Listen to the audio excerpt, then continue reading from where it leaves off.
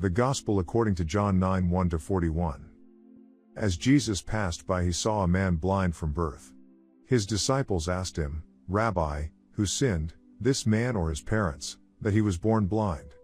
Jesus answered, "Neither he nor his parents sinned. It is so that the works of God might be made visible through him.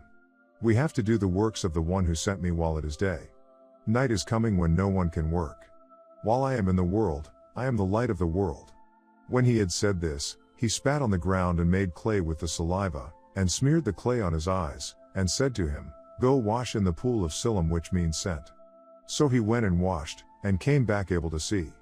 His neighbors and those who had seen him earlier as a beggar said, "Isn't this the one who used to sit and beg?" Some said, "It is," but others said, "No, he just looks like him." He said, "I am." So they said to him, "How were your eyes opened?" He replied, "The man called Jesus made clay and anointed my eyes and told me, 'Go to Siloam and wash.' So I went there and washed and was able to see." And they said to him, "Where is he?" He said, "I don't know." They brought the one who was once blind to the Pharisees. Now Jesus had made clay and opened his eyes on a Sabbath. So then the Pharisees also asked him how he was able to see. He said to them, "He put clay on my eyes, and I washed, and now I can see." So some of the Pharisees said, "This man is not from God, because he does not keep the Sabbath." But others said, "How can a sinful man do such signs?" And there was a division among them. So they said to the blind man again, "What do you have to say about him, since he opened your eyes?" He said, "He is a prophet." Now the Jews did not believe that he had been blind and gained his sight until they summoned the parents of the one who had gained his sight. They asked them, "Is this your son, who you say was born blind? How does he now see?" His parents answered and said, "We know that this is our son and that he was born blind. We do not know how he sees now, nor do we know who opened his eyes. Ask him, he is of age, he can speak for himself." His parents said this because they were afraid of the Jews, for the Jews had already agreed that if anyone acknowledged him as the Christ, he would be expelled from the synagogue.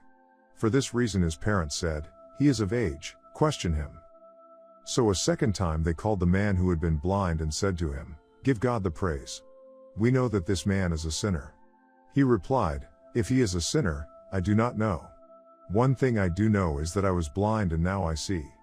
So they said to him, "What did he do to you? How did he open your eyes?" He answered them, "I told you already and you did not listen. Why do you want to hear it again? Do you want to become his disciples, too?" They ridiculed him and said, "You are that man's disciple, we are disciples of Moses. We know that God spoke to Moses, but we do not know where this one is from." The man answered and said to them, "This is what is so amazing, that you do not know where he is from, yet he opened my eyes. We know that God does not listen to sinners, but if one is devout and does his will, he listens to him. It is unheard of that anyone ever opened the eyes of a person born blind. If this man were not from God, he would not be able to do anything." They answered and said to him, "You were born totally in sin, and are you trying to teach us?" Then they threw him out. When Jesus heard that they had thrown him out, he found him and said, "Do you believe in the Son of Man?" He answered and said, "Who is he, sir, that I may believe in him?" Jesus said to him, "You have seen him, the one speaking with you is he." He said, "I do believe, Lord," and he worshipped him. Then Jesus said, "I came into this world for judgment, so that those who do not see might see, and those who do see might become blind." Some of the Pharisees who were with him heard this and said to him, "Surely we are not also blind, are we?" Jesus said to them, "If you were blind, you would have no sin, but now you are saying, 'We see,' so your sin remains." The Gospel of the Lord. Praise to you, Lord Jesus Christ. Reflection. Today, in the fourth Sunday of Lent, also called Rose or Laetare, Rejoice Sunday, the entire liturgy invites us to experience a deep joy, a great exultation, because Easter is getting nearer. Jesus was a factor of great joy for that man who had been blind from birth, and who received his eyesight from him along with the gift of his spiritual light. The blind believed and he received Christ's light. On the other hand, those Pharisees, so engulfed in their own wisdom and light, remained blinded because of their heart hardness and their sins.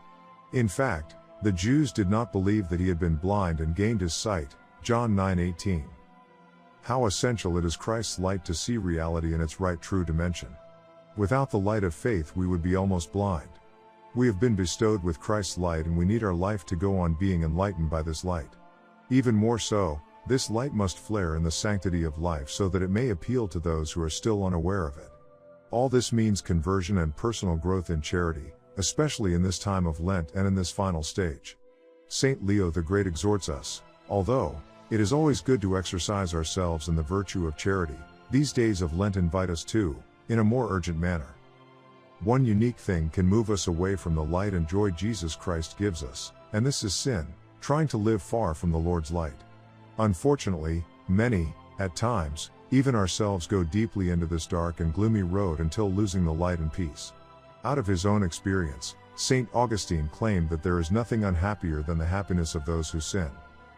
Easter is getting near and the Lord wants to communicate to us all the joy of resurrection. Let us prepare ourselves to receive and celebrate it. Go wash, John 9:7, Jesus tells us. To wash in the purifying waters of the sacrament of penance. We shall find again the light and the joy and we shall accomplish our best preparation for Easter. Lord Jesus, you are our light. Thank you for all the blessings you grant us each day. Grant us the grace to always follow your light, your words, your gospel. Grant us the grace to recognize when we make mistakes and fall in sin, so that we can come to you in the sacrament of reconciliation. Praise to you forever, Lord Jesus Christ.